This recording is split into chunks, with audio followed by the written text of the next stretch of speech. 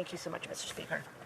Questions and comments? Question commentaire. The honourable member for Courtenay-Alberni. Well, Mr. Speaker, I want to thank my colleague first for her speech. And Mr. Speaker, she talked about an economy that works for everyone. Well, the PBO just put out a recent report and cited that the top 1% of families in this country hold 25% of the wealth, while the bottom 40% hold 1.1% of the wealth. Meanwhile, we're seeing grocery store chains, banks, oil and gas and telecom companies have record profits while groceries, bank fees, gas and wireless fees go up. Greedflation has taken hold, Mr. Speaker. We live in a country that has the lowest corporate tax rate in the G7. Meanwhile, children can't get their teeth fixed or seniors that need help.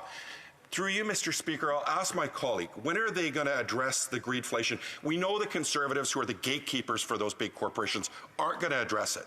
But is the Liberal government going to do something about it? Because we're waiting. And those people desperately need help, Mr. Speaker, and we're glad to see them finally vote in support of our measure around dental care. Well, what took them so long? Nice work. The honourable member for Davenport. Thank you so much, Mr. Speaker, and I want to thank the honourable member for his excellent question. I agree. We should ensure that every Canadian pays their fair share of taxes.